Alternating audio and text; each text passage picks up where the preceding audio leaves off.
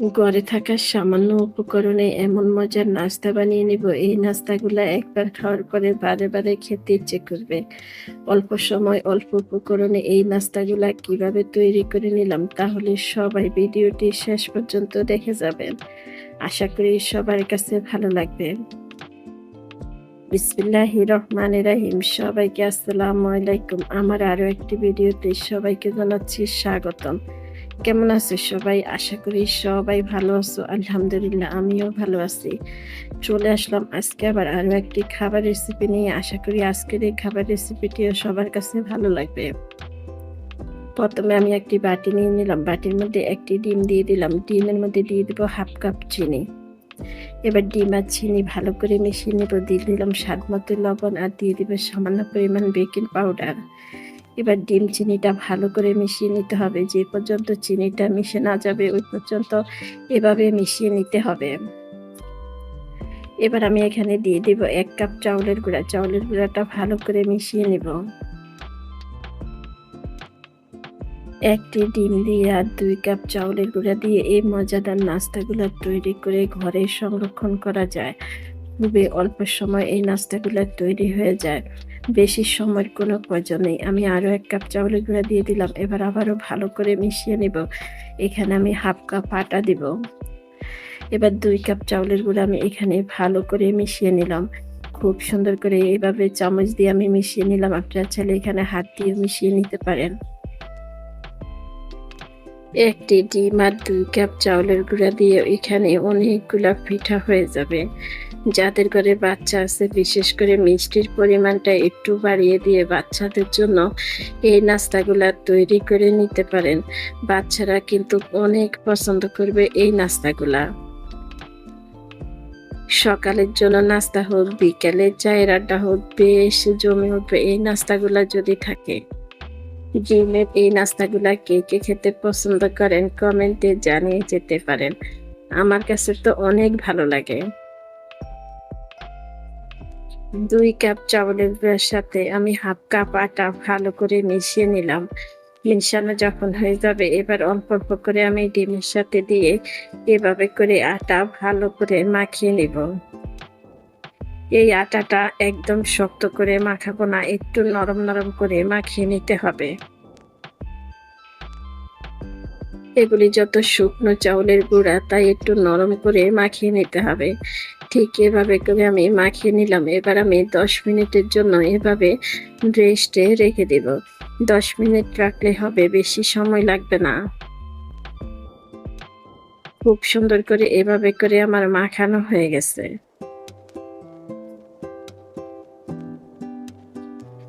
আমার ভিডিওটা দেখতে দেখতে একটু পর্যন্ত আমি জানি না আমার সঙ্গে কেউ আছে কিনা। আমার সঙ্গে যারা এসেছো একটি লাইক দিতে ভুলে গেছো, একটি লাইক দিয়ে দাও।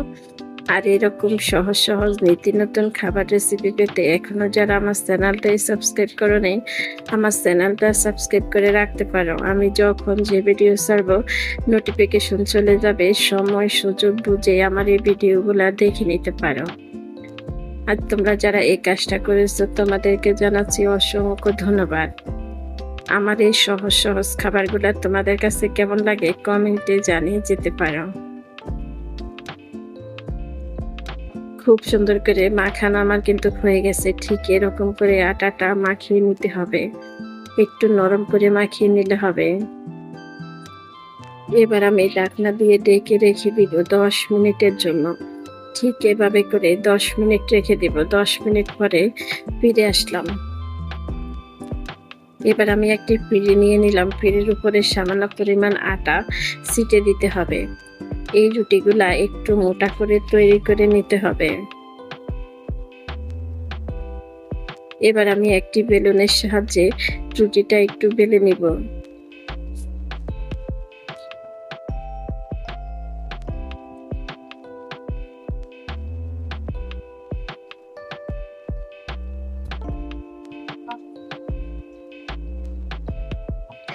ঠিক এরকম করে একটু মোটা করে রুটিটা আমার বেলা হয়ে গেছে।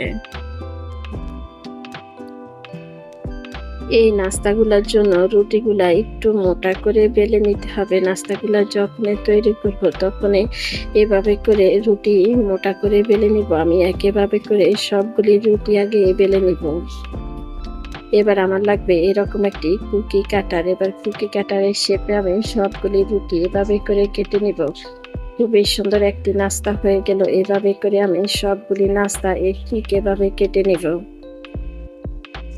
আপনারা চাইলে আপনাদের পছন্দ মতো শেপ দিয়েও কেটে নিতে পারেন। যাদের কাছে এই কুকি কাটারগুলা নাই তারা চাইলে যে কোনো কিছু দিয়ে কেটে নিতে পারেন। এই পিঠাগুলা এভাবে কাটতে হবে তা কিন্তু না। এটা শুধু দেখার সৌন্দর্যের জন্য এভাবে করে আমি পিঠাগুলা তৈরি করে নিলাম। এভাবে করে আমি সবগুলি পিঠা বানিয়ে নিব। একই রকম পিঠাগুলা তৈরি করার কারণে পিঠাগুলা দেখতে যে এত সুন্দর হয়েছে সেটা বলে আর বোঝানো যাবে না। মাশাআল্লাহ, খুব সুন্দরভাবে আমার পিঠাগুলা তৈরি হয়ে গেল। রুটিগুলা কেটে নেওয়ার পরে সাইডের যে অংশগুলা থেকে যাবে ওই অংশগুলা দিয়ে এভাবে করে আমি আবারও রুটি তৈরি করে নিব। আবারও এইভাবে করে পিঠাগুলা বানিয়ে নিব। এভাবে পিঠাগুলা দেখতে যে এত সুন্দর দেখায় সেটা বলে আর বোঝানো যাবে না। সাইডের অংশ আমি আবারও রুটি তৈরি করে নিলাম। আবারও এভাবে করে রুটিগুলো আমি কেটে নিব। খুবই সুন্দর করে আমার সবগুলি পিঠা তৈরি হয়ে গেল।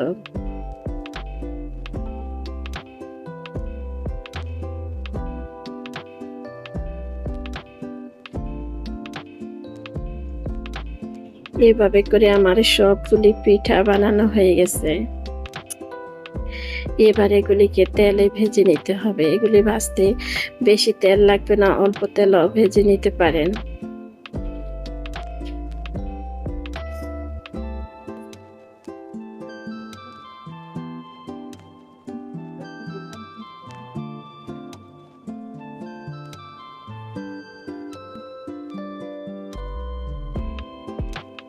এবার আমি চুলার মধ্যে একটি প্যান বসিয়ে দিয়ে দিলাম পরিমাণ মতো তেল। আমি কিন্তু তেলের পরিমাণটা খুবই কম দিয়েছি। এবার আমি একে পিঠাগুলা দিয়ে দিব। এবার চুলার আঁচটা কমিয়ে রেখে পিঠাগুলা ভেজে নিলেই হয়ে যাবে। অল্প সময় অল্প উপকরণে খুবই মজার এই পিঠা রেসিপি কেমন লাগলো কমেন্টে জানিয়ে যেতে পারেন। লাইক দিতে ভুলে গেছেন যারা একটি লাইক দিয়ে দিবেন। আজকের মতো আমি এখানে বিদায় নিলাম। সবাই ভালো থাকবেন, সুস্থ থাকবেন। দেখা হবে, কথা হবে পরবর্তী ভিডিওতে। ওই পর্যন্ত সবাই ভালো থাকবেন। আল্লাহ যেন সবাইকে ভালো রাখে, সুস্থ রাখে, নিরাপদে রাখে এই দোয়াই রইল সবার জন্য। সবাই সবার জন্য দোয়া করবেন। আল্লাহ যেন সবাইকে ভালো রাখে, সুস্থ রাখে। সবাইকে আল্লাহ হাফেজ।